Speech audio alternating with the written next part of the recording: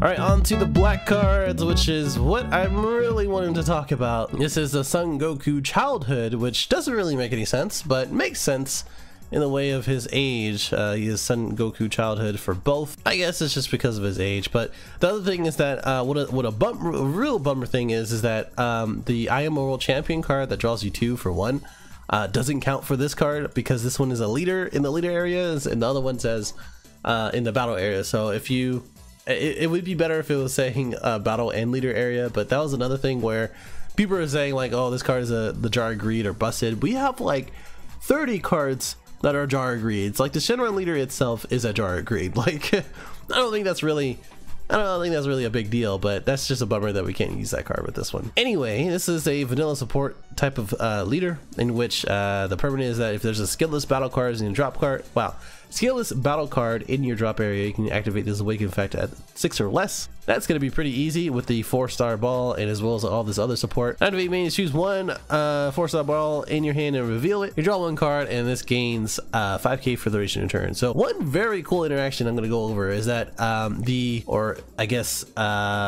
thing to note is that the 4-star ball counts as a Dragon Ball. So that means you can have 7 4-star balls in your deck. Yes, because Dragon Ball actually has the same this 4-star ball has the same keyword as Dragon Ball as long as you don't have an exceeding total of 7. That applies to non-wish leaders too. So just to let you know, you can have 7 Dragon Balls in this leader. As I understand, if there's a level 30 judge that wants to tell me wrong, go ahead and let me know.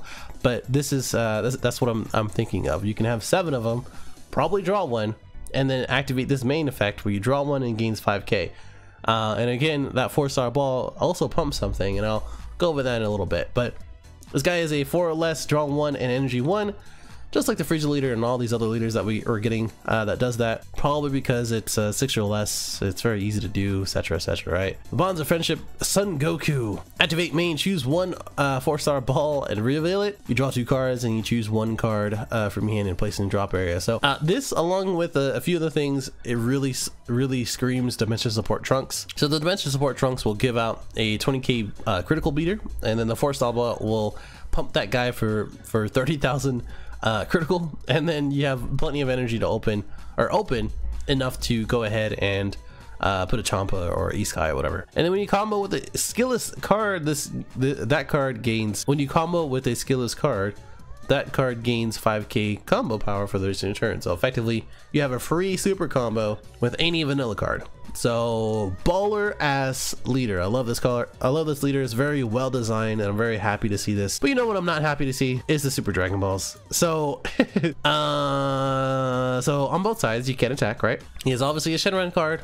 He is obviously a black Shenron, but you already know it's going to be a little bit of an issue. You switch this card to rest mode, get 2 Dragon Balls from deck or life. But for this one, if there are 7 Dragon Balls in the drop area, you choose 1 Dragon Ball from your drop area and add to your hand and flip it over. So that could mean from the 4-star ball, from the 1-star, 2-star, 3-star, I think we have the 3-star, right? Either way, the 1-star really speaks to that to me. So that way you can kind of get into a hand destruction type of thing and feel your drop, because this guy can attack on the other side. He draws 1, he chooses 1 desire, literally the same thing as all the other black Shenrons, but this one is remove 7 Dragon Balls from the drop area, right? Okay, you staying with me? Choose 20 cards from your drop area and shuffle into your deck, right? You still with me? Okay. Flip this over and then in the turn, and then take another turn after this one. Pause. What? Okay, cool. This is an uncommon leader, so it's not a draft box leader. It's not anything. They're like, okay, let's just give Shenron like whatever you want out of a Shenron leader, or like a wish leader, just like the regular Shenron that is wreaking havoc right now. But then, as long as you got those 20 cards in your drop area and then 7 Dragon Balls cards in your drop area, so it's 27 in total, you can go ahead and flip it over and take another turn. So you theoretically could set up for 2 different turns and then 2 different desires. And okay, so there's a few things that I'm like, okay, what the hell are you doing, Bandai? And this card is less worrying than the towel that I'm gonna go over in a second, but I think this one is just like, okay, cool. I get the idea behind it. because you could effectively use a desire for energy, right? And then take another turn after removing everything from your drop. But then you wouldn't be able to use your desire because the flip over, actually, if you do so, flip over at the end of the turn and then take another turn after this one. So I would think that you're flipping this over, right? You're not gonna be able to use the desires or anything like that, and there's nothing in your drop. So effectively, you're a 10k leader that kind of screwed yourself because you want to take another turn. And another thing that you could really do earlier than that is to set up your board and make sure you're going for game for those 2 turns. So you have a whole battle phase beforehand, and then you take another battle phase and everything else like that after. So I think practically this is not as bad as you may think, taking another turn.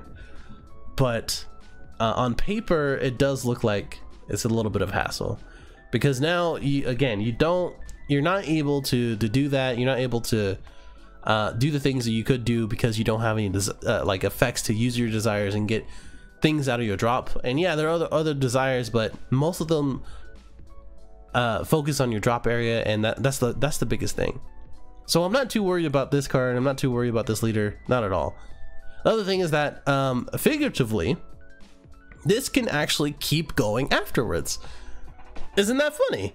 So I think that's another thing that we kind of have to consider, right? In which we have the Wish to Purunga card, in which you can activate the desire, shuffle everything from your deck into your life, or your drop area to your deck. Wish to Purunga, make sure everything's shuffled in, including their side, and then after that, switch to the rest mode, choose 2 cards from your deck of life, and then draw 2, and then continue your plays.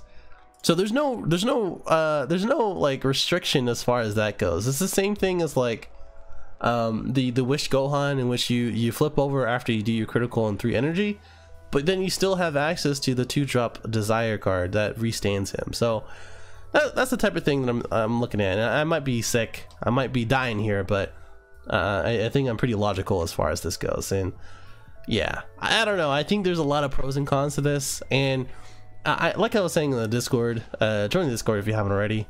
But if you let this man or this person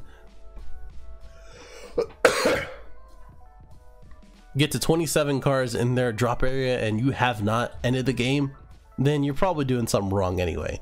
But that's how I'm seeing it, in which you can just go ahead and flip it over, switch this to rest mode, and then draw 2, and then set up your defense, because you are a 10k leader. So that's my thoughts. Let me know what you think about Super Shenron.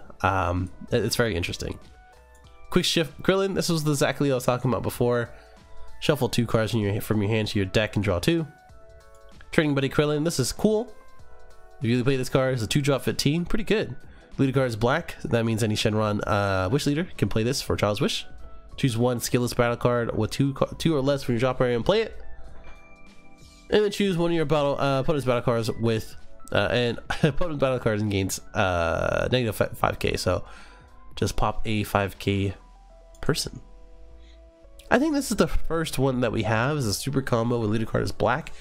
Leader any life is 4 or less is draw 1 card. I'm pretty sure.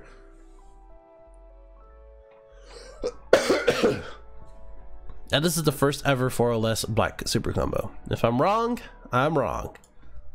T and Shinhan returning fire. There were discussions and I'll go over Tao in a second that yellow and green has like gotten a lot of different hate in sideboards and silver bullets, and there's not enough in red and blue. Like we have the Haru, like the defensive one, in which is a 30k body blocker, but it's not that big of a deal. It doesn't have barrier, can easily get removed, right? But this one is really the one that further helps with Burgos and the other hate cards that we have. In which this leader card, if their leader card is red or blue, you reduce this card in your hand by 3, which effectively makes it a 1-drop. And when you play this card, your opponent can't switch energy to active mode with non-awakened skills until the end of your opponent's next turn. So a well-timed TN, and by the way, a 1-drop 15k against a blue or red leader is still really good. So no matter what, if you're there, they're gonna do this or not, this is still really good. And this kind of cancels out pretty much any untapping that they can or cannot do on their turn, basically. And that includes your turn afterwards. So on the play, you are playing this card, they take their turn, and oh wait, I got that wrong. So they take their turn, but during that turn, they're not able to switch any energy with a non-awakened seal. And yeah, I think this is better than Borgo's, because Borgo's has to be live and on board in order for his effect to go off. But for this man, they literally cannot do anything. So they're playing at all costs for 4, or they're trying to play a preface or whatever it may be, or sensu bean, whatever. They won't be able to do it. And if you're going on the offensive and you know that they're playing sensu beans, they can use those. So I think this is a really well designed card for going against red and blue. And I think as we go into more and more of the black cards and further sets, they're going to be able to use this platform in order to, you know, continue to come out with these more hate cards. Like, it's just really interesting to see. I'm still not a big fan of it, but I'm continuing to see like their ideas of it. So as we go into the next one with Mercenary Towel, which is probably my most hated card, and I literally hate life after seeing this card. I'm like Michael Scott, that one time he saw Toby. So like that's just how that's how much hate I have for this card. And is a 2-drop Mercenary Towel, Ruthless Trainer. He has Barrier, which is just dumb, right? That's just dumb. Leader card, if your opponent's leader card is green or yellow, reduce this card in your hand by 1, so he's effectively a 1 cost 10k. Not as strong as the TN, but still, and once per turn, when the card in your hand is placed by into your drop area by your opponent's skill, your opponent chooses 3 cards from their hand and sends them to the warp area. What the fuck? Like, okay, 1, it's good that it's once per turn, so they only have 1, and you really want to make some place for them to drop some cards. They still have to drop the cards, but you still have to drop 3. But then after that, you don't have to worry about it, right?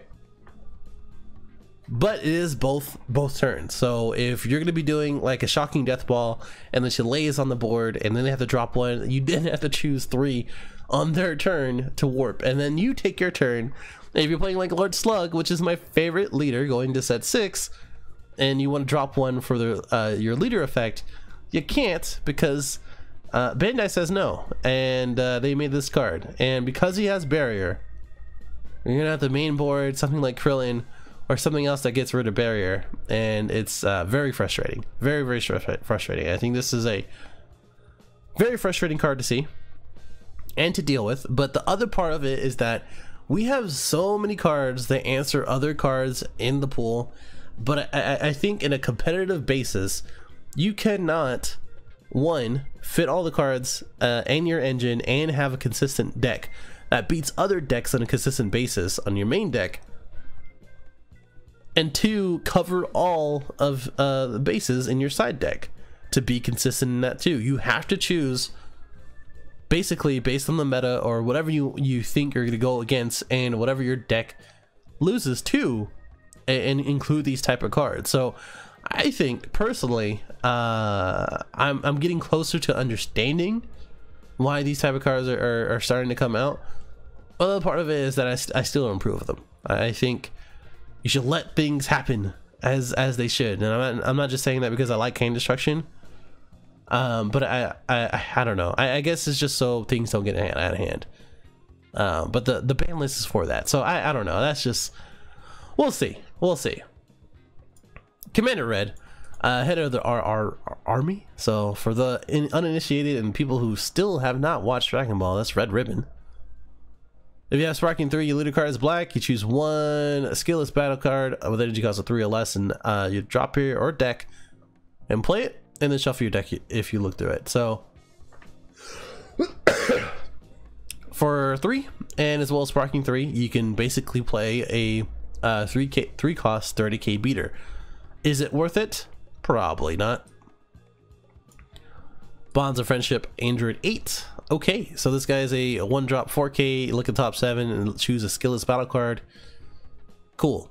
And when your Son Goku Childhood is KO'd, you choose one of their battle cards and KOs, or if it leaves the battle area. So that's pretty cool. Restore to the Universes. This is an interesting desire. You choose. I'm gonna summarize this. Activate main 2 battle cards from your drop area for less than 15k or more, and then 2 from there. You play them into your battle area. But I think in this one, where it says if you loot a card to Shenron, play the chosen cards from your opponent's drop area in their battle area, and then play the chosen cards from your drop area in the battle area in rest mode. Does that mean your battle cards in your drop area or from your drop area getting played in rest mode and theirs don't? That'd be really stupid. Whatever. That's all I can say about that. It's just an interesting card. So like I was saying before, for the 4-star ball, you choose one of the battle cards or looter cards and gains 5k. If it's skillless battle card, it gains a 5k for the duration of turn. 7 of these bad boys with a vanilla deck. Pretty dope, because this is a free 10k boost. Super Dragon Ball in this Bandai. What are you doing? This is a Dragon Ball, right? It's a 2 cost. The looter card is a Shenron card. You draw 4 cards. You draw 4 cards. Okay, and then you choose 2 cards from your hand and place it in drop area. There is really no downside to this other than 2. So like technically you can have 1 Super Dragon Ball and then 1 Star Ball, something like that, right? In which, you know, turn 1, you search for 2 Dragon Balls, one of them being a 0 cost, one of them being a 1 star. You play the 1 star, you play the 0 costs, and the next turn you search for the 2 costs.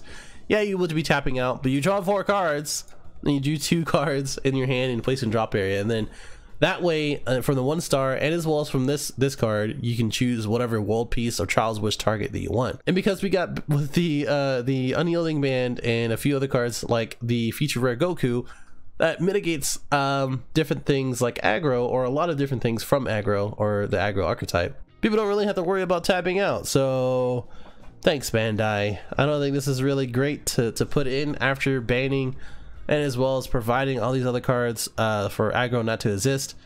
And Shenron and Wish Leaders are only getting better, and it's a little disappointing, but we'll see how it turns out. Size 6. Finally, Aid. Pretty cool nickname.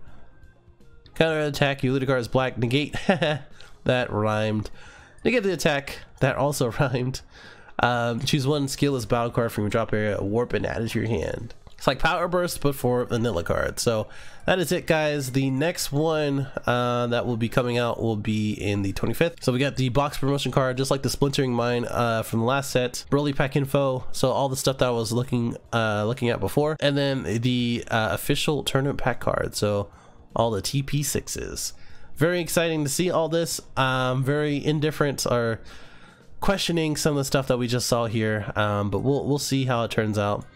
Majority of the time is not as bad as you think, and honestly I don't really see too much as far as issues in the future, but we'll see. I will say that this new banner looks absolutely baller, and I'm probably going to be using that as a thumbnail sometime.